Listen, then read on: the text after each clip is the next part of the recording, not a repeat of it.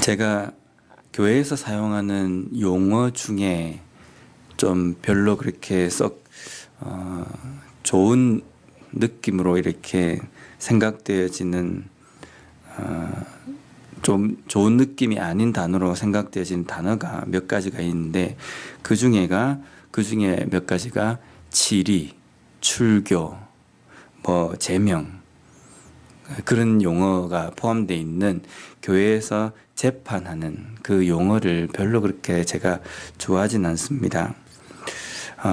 사실 교회라는 이 공동체가 사람들이 모인 곳이기 때문에 질서가 필요합니다.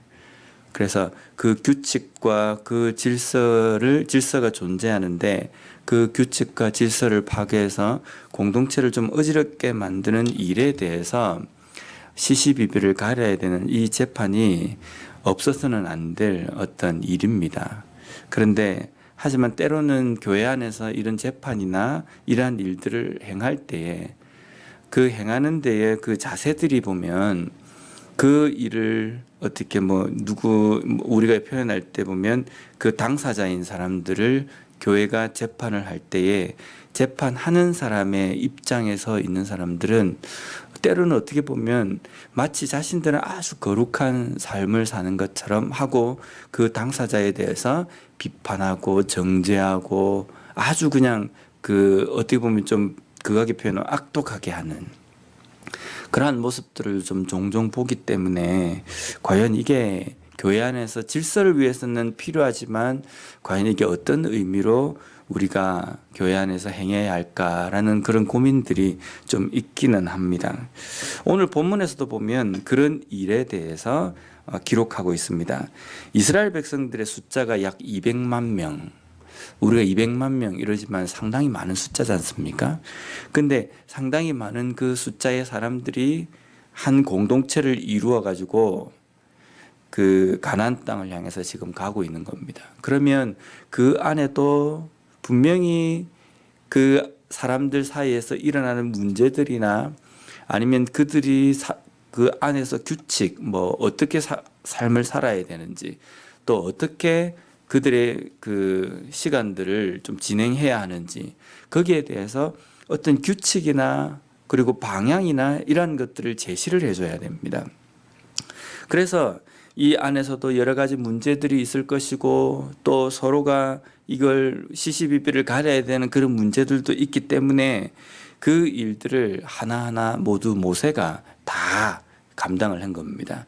지도자로서 때로는 재판장으로서 때로는 상담자로서 때로는 가르치는 선생으로서 하나님의 뜻이 이런 것이다. 하나님께서 이렇게 하기를 원하신다라는 것을 일일이 가르쳐야 되는 겁니다. 그러니까 모세가 하루 종일 이 사람들의 이 문제들을 하나하나 듣다가 일이 다 끝나는 겁니다. 근데 모세의 장인 이드로가 옆에서 보고 있으니까 이것으로 인하여서 모세가 기력이 쇠해져 가지고 나중에는 뭔가 본격적인 일을 할 때에 되면 모세가 그냥 다 탈진을 해버릴 것 같다라는 생각이 들어서 모세의 장인이 모세에게 제안을 해서 1000부장, 100부장, 50부장, 10부장을 세우라고 이야기합니다. 여기 보면 1000, 100, 50, 10 이것은 그 사람이 관리하고 담당할 수 있는 사람의 숫자입니다. 이 1000부장, 100부장, 50부장, 10부장을 세우는 데에 이제 하나님의 백성들을 하나님께서 원하시는 그 길로 잘 가기 위해서 지도하는 사람입니다. 그러면 지도하는 이 사람이기 때문에 이 일을 하는 사람의 자격이 있을 겁니다. 그 자격에 대해서 보면 오늘 21절과 22절 말씀에 기록이 되어 있습니다. 한번 읽어보겠습니다. 너는 또 온 백성 가운데서 능력 있는 사람들 곧 하나님을 두려워하며 진실하며 불의한 이익을 미워하는 자를 살펴서 백성 위에 세워 1000부장과 100부장과 50부장과 10부장을 삼아 그들이 때를 따라 백성을 재판하게 하라. 큰 일은 모두 내게 가져갈 것이요 작은 일은 모두 그들이 스스로 재판할 것이니 그리하면 그들이 너와 함께 담당할 것인즉 이 일이 내게 쉬우리라.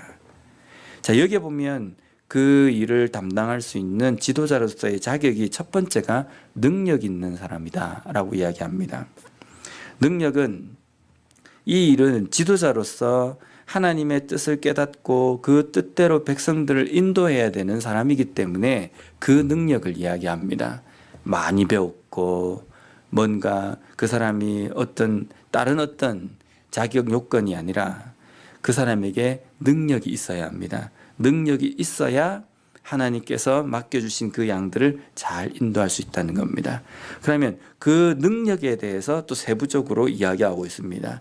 첫 번째 능력은 무엇이냐면요, 하나님을 두려워하는 사람이어야 된다는 겁니다. 하나님을 두려워한다는 것은 하나님의 뜻대로 백성들을 인도하기 때문에 하나님을 의식하고 하나님의 말씀에 대해서 두려워할 줄 아는 사람이 그 백성들을 잘 인도할 수 있는 사람이라는 겁니다. 하나님을 두려워할 줄 아는 사람은 하나님의 영이 함께하는 사람입니다.